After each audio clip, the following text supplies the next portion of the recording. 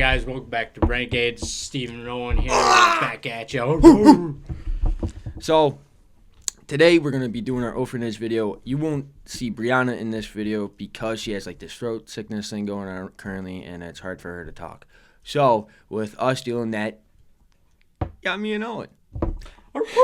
So, we're dealing with the orphanage video today, and so today we're going to be dealing with the orphanage. Our main video card that we used throughout the entire vacation got corrupted at this location, so the only footage we were able to pull is of the basement, the pit, and everything. Like, that's it. That's all we got. We lost all the footage for the upstairs, which kind of looked like a church. Yeah, if you see right here. Yeah, we pulled some pictures, and the picture you're going to be seeing are all from our cell phones and stuff like that, but we have no footage of us walking through and doing the upper tour of the entire area. So with that, we're going to do a little history, background information of this place.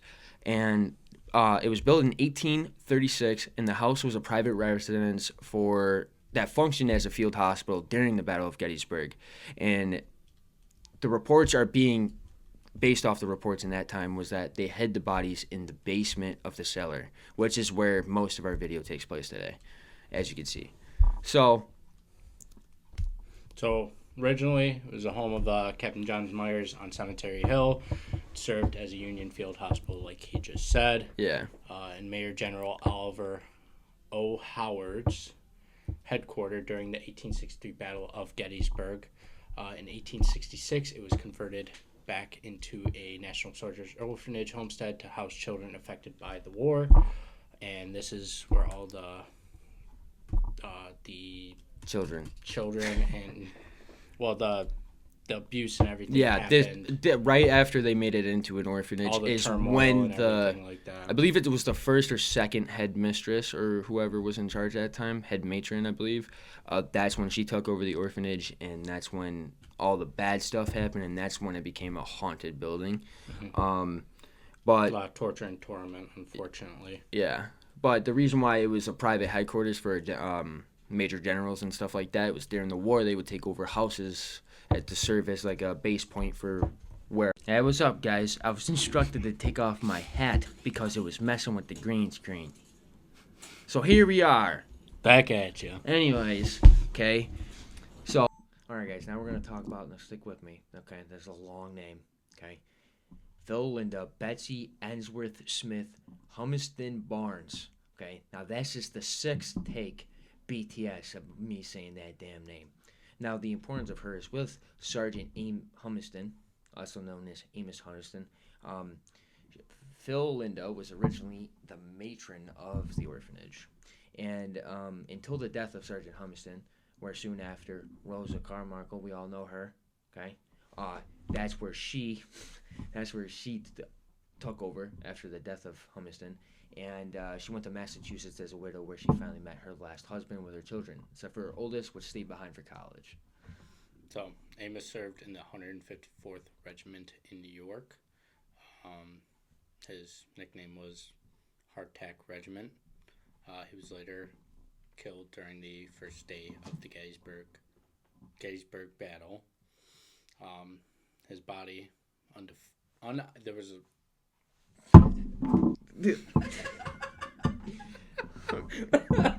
Okay, he was later killed during the first day of the Gettysburg Battle, which, if you didn't know, it was, I believe, 6 or 7 days long. And 3 days later, he was found as an unidentified body, clutching a picture of the Humiston children's picture, right around Saunders Street, because there's a railroad track there if you ever go to Gettysburg. And that's how he was identified as Amos Humiston. Dr. Bjorns.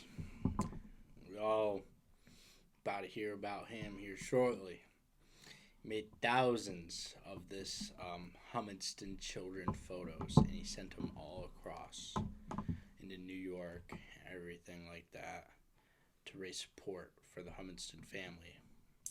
Yeah, he was a volunteer surgeon at the time, and he was really interested in the death of Amos because just a soldier found 3 days later with no identification or nothing, and only found clutching a photo of his 3 last children, and he found like that was very noble of him to think of his children right before his death. So, oh, like we said, there was a headmistress after the war that took over the National Soldiers Orphanage, and her name was Rosa Carmichael. Anyways, okay, so she inherited the orphanage in 1817 by Dr. John F. Darkness. Hey, Batman. I live in the shadows. Justice. That's. Did we double check that? It's not John F. Darkness. It's like John F. Bjorn, dude. Bjorn's. Hopefully that fits in well. Anyways, she even had a pit constructed within the basement, which you'll see right now. That was wild to go into, personally, because I went in there twice. Creepy, weird, oddly cold, oddly silent. Regardless, that's where the headmistress, Rosa Carmichael, actually chained the kids to within the basement, which you can see that we'll have a photo up right now of like the chains and the little short video that we took that we were able to save. Actually stepping within that pit, I can't imagine being 4, 5, 6 years old and being chained within it. And it was a complete total darkness in that pit when she would chain the kids in there for disciplinary actions. So it's just absolutely crazy to me. Around 1873, rumors swirled that Rosa was mistreating and abusing the children of the orphanage. On Christmas Eve, 1875, a 4-year-old boy was discovered in a small outhouse in the backyard of the orphanage, wearing only a thin shirt. He was frightened and cold. Two men of the town heard all the commotion coming from the outhouse, and it was from him being stuck in an outhouse in frigid cold temperatures. That was his punishment for a infraction. And so the Gettysburg of the Grand Army of the Republic started an investigation into the orphanage, and Rosa was somehow able to find people around the town to lie for her, whether it was through whatever means necessary, such as bribing or whatever. And then within that, she somehow also, every kid that she marked or scarred or anything like that, she was able to hide away from the investigators that came to investigate said orphanage. And anybody with scars, bruises, were hidden away from the public eye until the investigation was over officially. Many children, even they did go missing, presumed dead. She was accused of 3 accounts of aggravated assault, only found guilty of 1 in 1876. She had to pay a $20 fine, which back in the day is a lot of money. Oh, yeah. Now, you can find 20 on the street. Yeah. She was forced to leave town. George London was the reason for being caught. She was briefly attacked by the She was briefly back at the orphanage until it was closed in 1877. Her whereabouts after are unknown because her name slowly disappearing from official records.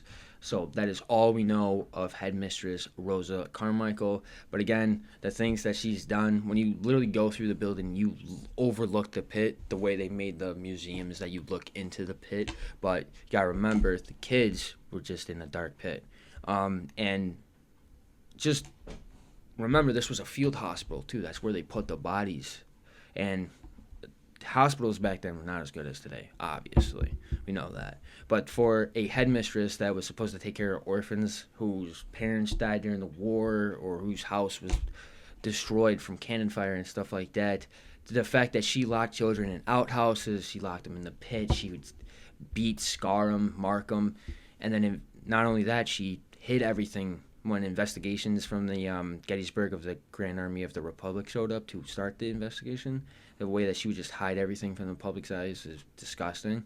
And no wonder why this building is one of the most haunted within Gettysburg itself.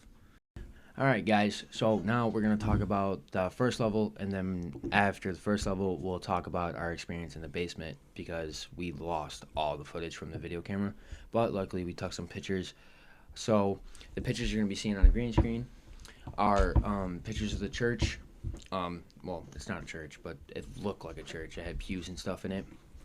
And basically, when you take the tour, they tell you about the history of the building, history of Gettysburg, stuff like that, because you got to remember it is a tourist place. So when we were there, we were told that there's multiple ghosts that apparently go on the first floor. We didn't experience anything, but they do have like picture frames around that have historical pictures and stuff like that. And after she got done talking, we were able to roam that little area because there was 3 groups going to this at the same time, and we were in the 3rd group. And that's when she passed us the EMF readers, because at that time we didn't have them. Now we do. So, progress, you know, growing, that type of stuff. Gotta start somewhere. Yeah. So when we were there, you know, we got our EMFs and everything, and we just went crazy with the EMFs. We were trying pews, we were trying corners of the room that she said that get a lot of activity. Apparently, the tour guide apparently was pushed a couple of times up the stairs, because there's like this little staircase thing that goes to like this main stage, and there's a storage closet, which you'll see pictures right here. And that storage closet, apparently, there's a Confederate soldier that people see a lot. We took a couple of pictures. We didn't get nothing, but according to one of the little kids that we went there, shout out to you, pretty cool kid, he commented on our video a couple months ago. According to him, that he had a picture of the ghost there. Yeah, apparently he saw a face or something like that.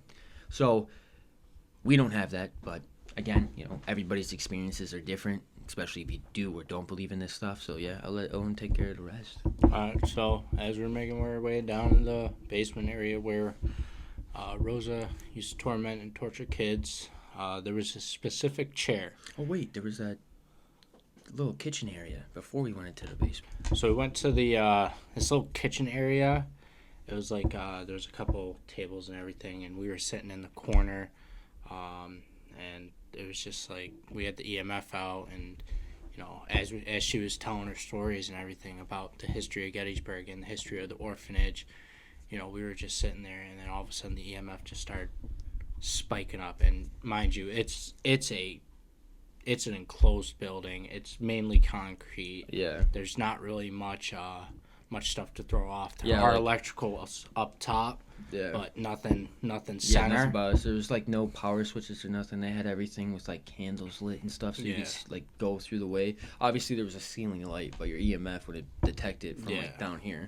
So, but as she was talking, it just kept going up, and then we tried to have a conversation with the ghost to see what kind of ghost it was, if it was an orphan, if it was Rosa, or if it was a Confederate soldier. This is where you started your beef with Rosa. Yeah, this is where I started my beef, because as soon as I heard that she tormented kids and everything, I was not nice. I was not nice to her. And another thing too is like we were the only group that had any activity on our EMF. I remember that when we had an EMF, the 2 people that had the other 2 EMFs, because they gave out 3 total when we were in like the back church area looking thing. When we were in the basement, they came up to us and they're like, "Yo, our EMFs are doing nothing." And when we get to the basement part, you'll see the EMF. It's going crazy. Yes. And it was going crazy in this room, and the tour guide even mentioned about it. Mm-hmm. It was oddly weird because, again, Brianna's clairvoyant, and it was just like, it was so weird that we were the only ones getting any type of spike activity. And it wasn't like it just flashed to green or it flashed to yellow. It like kept going back and forth, which is abnormal. So, but yeah, I think that's all that happened in the kitchen. I did get marked that night. Yeah, he did. Unfortunately, I don't. You know, that's what happens when I guess you picked with the wrong ghost. Apparently. Yeah. We were down in the basement, and Steven, here are the photos. Yep. He was in this little hallway. We were taking pictures, everything. And I was just bad-mouthing Rosa because she is just not a nice person. Yeah. And all of a sudden, I'm taking the pictures, and I'm like, my back started to burn. Yeah. And then my side started to burn. I got marked, unfortunately. Yeah. We discovered that after the event was over, and we drove home later that night. We went through some footage in the car ride because it is a pretty long car ride. Mm-hmm. But after the kitchen area, you know, we go downstairs, we go to the basement and everything. And that is where Owen stayed around this like chair where apparently the headmistress would always sit at. Now, again, I don't know if that's the historical chair or a replica. Most things in these buildings are replicas, but like the chains in the pit. But the way it works is like everybody sat in these pews, and we were the last ones down there, so we ended up standing for the 15-20 minute talk. And then she invited people to walk down the pit, which obviously you saw a clip earlier, and now you're going to see a clip now of us walking down there. And it was me, Bree, and my sister. And as we're going down there, you know, if you feel a temperature change, you go in the pit, it feels so ominous and weird. He didn't go down there. He was dealing with the whole chair thing because that EMF was just spiking. It was just going. And then afterwards, we walk back with Owen. We're checking out this chair, and it just keeps spiking. And I'm trying different levels, and it literally was like someone was sitting right in that chair. You can hear people talk about it. We were the only group with the EMF going crazy. And then, unfortunately, we don't have the footage of Yeah. it, but when I was asking who it was, I was listing off names that we heard during this tour. and the second You he know, said Rosa. So as soon as Rosa hit, it was spiked Yeah, it went red all the hot, way red. and And it that's stayed when at we red knew, for like yeah. 2-4 seconds, and it went back and forth. And then the tour guide was like, that long hallway, she was like, if you take pictures, you might be able to get orbs or see a shadow in the distance and stuff like that. And everybody just started taking pictures. And then she said, someone asked a question down there, and they said you usually get orbs if you have someone standing down the tunnel. And everyone was stupid enough, or not stupid enough, they were smart, I should say, to not go down there. But I was stupid enough to be... Guess he volunteered as tribute. I volunteered as tribute, and about maybe 20 families got me somewhere on their phone, just standing hunched over in that corner. And when I was alone, I felt like people touching me, like touching my back, and like pulling on my hoodie. And I remember turning around a couple of times because I heard like a footstep or something like that. Like, again, you could believe me, not believe me. We're the No BS crew. That was crazy. We have no pictures because we didn't think the camera was going to be corrupted, but all that footage is on the corrupted card. And it's a huge shame that stuff got corrupted because that was the EMF reader going straight to red was good. Me standing, I don't even know if we got anything in that when I was standing in the hallway to the pit. No, I think maybe we got an orb, but yeah, I don't remember anything like that. But yeah, that was pretty much it. And then after the basement, we went outside. We went to behind the building, which we don't have any footage of. And then we went to the side of the building, which I took a couple of pictures, and so did Bree, about the next door neighbor house, because I forget the reason why that house was so important to the orphanage. It was just because there were rumors of the people would spot. Oh, yeah, that's right. Like people in 1800 clothing peeking out the window. Yeah. And it's like, it was 6 windows top, 6 windows down, so it was 12 Yeah, windows. it was a big house. Yeah. And then the tour guide said some stuff like you can go to the graveyard during the day and apparently see full body apparitions of like woman in white and A white woman. soldiers and stuff. We never did that. Yeah. But that was pretty much the orphanage tour. It was all that. We have almost no footage of it because all of it got corrupted, and it's a shame that it did. Because it also lost half of our intros, and like I said, it was our main card for the entire vacation. Yeah, unfortunately, technical difficulties are going to happen in whatever field you're working with. So, But, I mean, going to the orphanage was a pleasure. Seeing that stuff was so, like, it was like a blessing, but also like, wow, some people treated children like this. And some of those kids actually died for all that stuff. So, yeah, that's about it, really. I don't know what else happened that night that I can think of. yeah, it was just, Gettysburg was an amazing trip Yeah, to take. Honestly, there was so much like history behind it, yeah, and you can feel the energy shifts for certain parts of the battlefield. You walk it in the day, you'll feel like you'll feel the shift changes because certain parts of this battle affected a lot of people. Yeah. A lot of families lost their husbands, especially when their like sons. especially when the war came to the town. All the tour guides would talk about how the civilians just like freaked out that all of a sudden there was only a handful of soldiers and thousands of soldiers on horsebacks, cannons, just men marching. I couldn't imagine that in today's world. Happened in a little under a week. Yeah. Just all of a sudden, thousands of soldiers start marching in Yeah. with cannons, artillery, horses, cavalry, everything. It was very like, Yeah. When you go there, it's mind opening. So, hey, what's up, guys? So this is just the thank you portion of this entire video. You guys really got the snowball rolling. We have received a lot of feedback from friends, family, you guys, that you know, the camera, the darkness, the shakiness, all that stuff has been jotted down. We take criticism very serious, and we just want to get better and better and better. And ever since our first trip to Gettysburg, we only had a camera and night vision, and now we have so much more equipment. So there is so much more stuff coming in the future, this year even. This will be our last video for our first project, which was Gettysburg. We're going to Gettysburg later this year, but we also have so many more plans coming in our hometown, and I hope you guys stay around for that. Thank you again for 30 subs and 2.2k likes. It means the world, honestly. Views, yeah, views.